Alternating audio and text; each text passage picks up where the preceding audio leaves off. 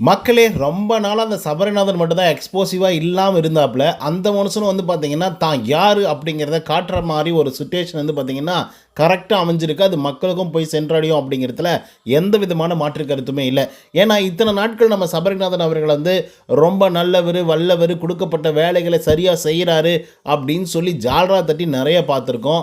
அது மட்டும் இல்லாமல் அந்த ஹவுஸ்மேட்ஸே வந்து இவர் தான் அடுத்த டைட்டில் வின்னரு, இவர் தான் பயங்கர பொறுப்பாக இருக்கார் அப்படின்றதெல்லாம் பார்த்துருக்கோம்.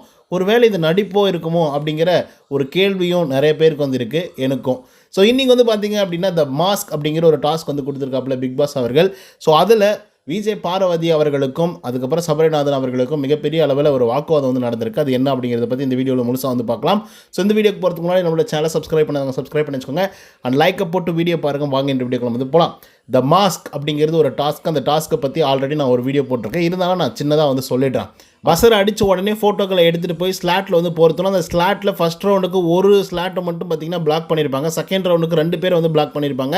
ஸோ அந்த விதத்தில் ஒவ்வொரு ரவுண்டுக்கும் ஒவ்வொரு ஆள் வந்து எவிக்ட் ஆகி வெளியே வந்துட்டு இருப்பாங்க.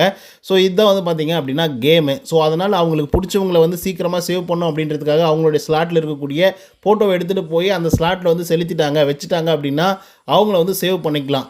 அதுவே அவங்கள சப்போர்ட் பண்ணல, இல்லை இவங்க இந்த கேம்லேயே வந்து இருக்கக்கூடாது, எவிக்டாக வெளியே போகணும் அப்படிங்கிற மாதிரி நினச்சாங்க அப்படின்னா அவங்களுடைய ஃபோட்டோவை எடுத்து இவங்க ஹோல்டு பண்ணிக்கலாம். அப்படி ஹோல்டு பண்ணாங்க அப்படின்னா கடைசியாக யார் வைக்காமல் இருக்காங்களோ அவங்க தான் எவிக்டாக வெளியே போவாங்க இந்த கேமை விட்டு.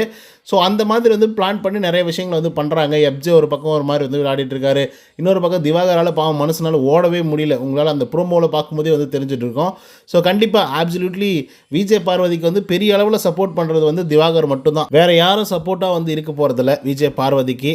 ஸோ அதனை தொடர்ந்து வந்து பார்த்திங்கன்னா சபரிநாதன் அவர்கள் வந்து இன்னும் ஒரு 2-3 ரவுண்ட் வந்து போனதுக்கப்புறம் விஜய் பார்வதியோடைய ஃபோட்டோவை மட்டுமே செலக்ட் பண்ணி வைக்கக்கூடாது அப்படின்றதுல ரொம்ப உம்பரமாக வந்துருக்காப்புல.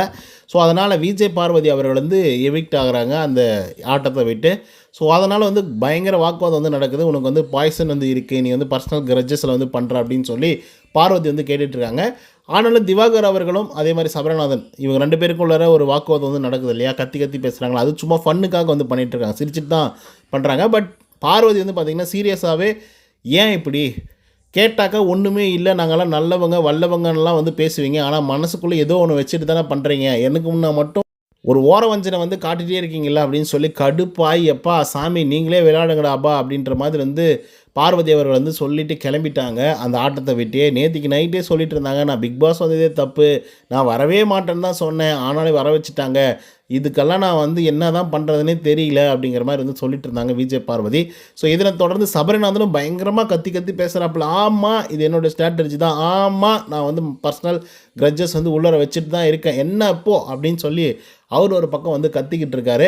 பட் எனியோ அது வந்து அந்த இன்டென்ஸாக வந்து கேம் ப்ளே பண்ணிகிட்டு இருக்கும்போது மேபி பிக் பாஸ் ஹவுஸாரை வந்து நம்ம முதல்ல காப்பாற்றுவோம், ஃபஸ்ட்டு வந்து சூப்பர் டிலக்ஸ் ஹவுஸை வந்து முதல்ல காலி பண்ணிவிட்டு அதுக்கப்புறம் நமக்குள்ளே நம்ம அடிச்சிக்கலாம் அப்படிங்கிற ஒரு பிளானிங்கை கூட இருக்கலாம். பட் அதை நம்ம பொறுத்து தான் பார்க்கணும்.